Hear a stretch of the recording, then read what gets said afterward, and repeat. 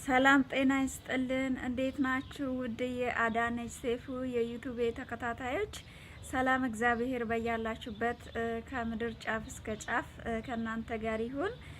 እኔ በጣም ደህና ነኝ። እንዴት ናችሁ እናንተ? ሰላም ናችሁ ወይ? ጾሙ እንዴት ይዟችኋል? ስራ፣ ህይወት፣ ኑሮ ሁሉም መልካም ነው? እኔ ጋር ሁሉም ሰላም ነው። የሰማይ አምላክ ቸሩ መድኃኔዓለም ክብሩ ይስፋ።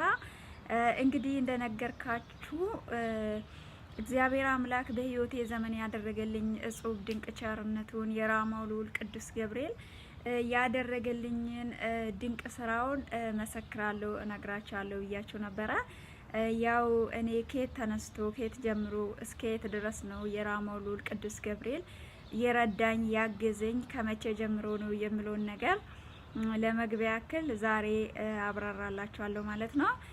እኔ ተወልጄ ያደግኩት ያው መጠሪያው ሙገር ነው የሚባለው፣ ግን የተወለድኩበት ቦታው አርብ ገበያ ነው የሚባለው። 0 ቀበሌ 1 ነው ማለት ነው። ጅማታ ይባላል በኦሮምኛ ማለት ነው። እዛ ነው የተወለድኩኝ ማለት ነው። እዛ ያሳደገችኝ አያቴ ነች ማለት ነው። እኔ በልጅነቴ እናቴ በልጅነቴ ነው ያረፈችው። አባቴ ደግሞ ትዳር ይዞ እሱ ሌላ ህይወት እየመራ ይገኛል። እና የአያቴ ቤትና የኛ የቅዱስ ገብርኤል ቤተ መቅደሱ አንድ አጥር ነው ማለት ነው። የኛ ቤት በዚህ በኩል ነው፣ የቅዱስ ገብርኤል ቤተ መቅደስ በዚህ በኩል ነውና እንደዛ አያታችን ጧት እየተነሳ ቤተ ክርስቲያን ተሳልሞ ይመለሳል ማለት ነው። ከዛ የራማው ልዑል ቅዱስ ገብርኤል አንተ እርዳኝ የሰማይ አምላክ እያለ ሲለምን እንሰማለሁ ማለት ነው እኔ እና ከዛን ቅዱስ ገብርኤል ግን ለሁሉም የጠፋውን እንደሚያስገኝ ብዙ ነገር ለሰው እንደሚያደርግ ሲያወሩ ሰማለሁ። ግን ቅዱስ ገብርኤል ስለ አድኖ ምን እንደሆነ እንዴት አይነት እንደሆነ መልአክ ይሁን አምላክ ይሁን ምን እንደሆነ ግን አላውቅም ማለት ነውና ግን እነሱ ሲያወሩ ሰማለሁ። ከዛም በኋላ እኔ ያው ይሄንን ሁሉ ነገር እንደሚያደርግ ቅዱስ ገብርኤል አውቃለሁ። አያቴ ሰላም ያዋልከኝ ሰላም አግባኝ ቅዱስ ገብርኤል አንተ እርዳኝ እያለ ሲማጸን ስለምሰማ ከዛም በኋላ እኔ አጎቴ ቤት ገብቼ ነበረ። ያው እናታችንም ስላረፈች አያታችንም የደከሙ ናቸው። ብዙም እኛን ለማሳደግ ብዙም አይመቻቸውም። ያው ብዙ ልጆች ስለሆነ ማለት ነው ቤት ውስጥ። ከዛን እኔ ከብት እረኝነት አስገቡኝ ማለት ነው ቤተሰቦቼ።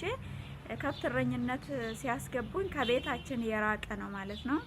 ኬላ ነው የሚባለው። እኔ ከብት እረኝነት የገባውበት ማለት ነው ለመጀመሪያ ጊዜ ሰው ቤት ገብቼ።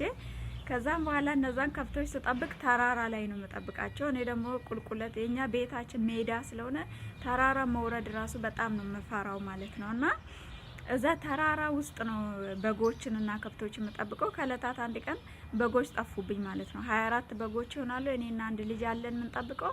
እልም ብሎ ጠፉ። የት እንደገቡ አጣናቸው፣ ፈለግናቸው። ቤት ገባን።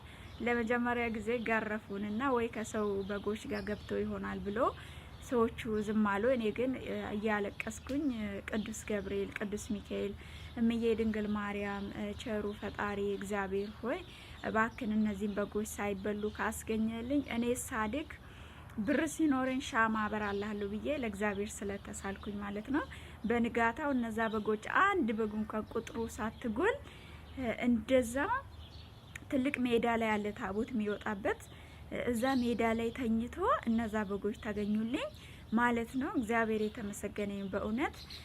ከዛን ደግሞ በሌላኛው ጊዜ ደግሞ እንደዚሁ እንዲሁ በግ እየጠበቅኩኝ ጠፉ ማለት ነው። እነዛ በጎች 24ቱም በጎች ጠፉ። እኔ እንደውም አልተማርኩም እዛ እንዴ ትምህርት ቤትም አልገባውም ገና እድሜም 10 አመት አካባቢ በሆነ ነው ወላ 8 አመት አካባቢ ይመስለኛል መሆኑ። እንግዲህ ያው ትንሽ ነኝ እንግዲህ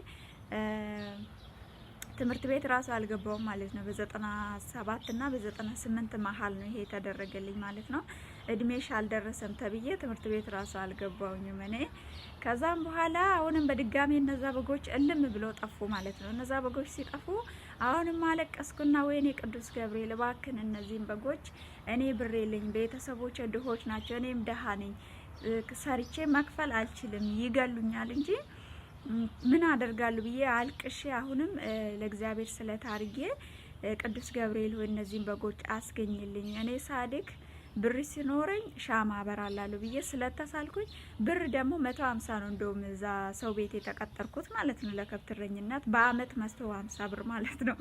እና ያንን ብር ራሱ ቤተሰቦቼ ናቸው የሚቀበሉት እንጂ እኔ ልጅ ስለሆንኩኝ አልቀበልም። ለዛ እንደዛ ለቅዱስ ገብርኤል ስለታርጌ ወደ አጎቴ ቤት ጠፋውኝ ማለት ነው። ከዛም በንጋታው ሰው ላኩና ለአጎቴ በጎቹ ተገኝተዋል፣ ምንም አልጠፉም፣ አንድም የጎደለም የለም፣ እንደውም እዛ ተራራው ስር ነው ተኝቶ የተገኙ ብሎ ለአጎቴ ሰው ልኮ ነገሩት ማለት ነው። እዛ ተራራ ማለት 12 ሰዓት ሲሆን ጅብ መውጣት ይጀምራል ማለት ነው። ይሄ የእግዚአብሔር ጽብ ድንቅ ቸርነት እንደው ቅዱስ ገብርኤል በእውነት የሞቴን ደብዳቤ ሲቀድልኝ እነዛ በጎች አንድም ቁጥራቸው ሳይጎሉ እዛ ተራራው ስር ተኝቶ ተገኙ ማለት ነው። ጅብስ እንዴት አልበላቸውም? ተራራ ስር ነው እንደዚህ ማለት ተራራው ስር 12 ሰዓት ሲሆን ጅብ ይወጣል ማለት ነው። ከዛ ከተራራው የራማ ልዑል ቅዱስ ገብርኤል በህይወቴ ዘመን ይሄንን ጽብ ድንቅ ቸርነት አድርጎልኛል። ሌላችም ብዙ ምስክርነት አለኝ እንደ እግዚአብሔር ፈቃድ በ19 ጀምሬ ብዙ የማይታሰብ ጽብ ድንቅ የሆኑ ብዙ ድንቅ ስራዎችን ቅዱስ ገብርኤል በህይወቴ ዘመን ሁሉ ለኔ አድርጎልኛል። ለኔ የደረሰ የራማው ልዑል ቅዱስ ገብርኤል በእውነት ለሁላችሁም ይድረስላችሁ። በእውነት በቅዱስ ገብርኤል በጣም ነው ደስ የሚለኝ። እለተ ቀኑን በጉጉት ነው የምጠብቀው። ነፍሴ በጣም ነው ትደሰታለች ነፍሴ። ምክንያቱም በህይወቴ ዘመን ሁሉ ይሄ ነው የማይባል ድንቅ ስራው ስላደረገልኝ ማለት ነው። ለዛሬ በዚህ ላይ አጠናቅቃለሁ። ዩቲዩብን ሼር፣ ሰብስክራይብ፣ ላይክ በማድረግ ለብዙ ሰዎች ጋብዙ ማለት ነው። የእግዚአብሔርን ድንቅ ስራ ድንቅ ቸርነቱ ኑና ስሙ ብዬ ጋብዛቸዋለሁ። ለዛሬ በዚህ ላይ ያበቃለሁ። ሰላም እግዚአብሔር ከናንተ ጋር ይሁን። ሰላም ሁኑልኝ።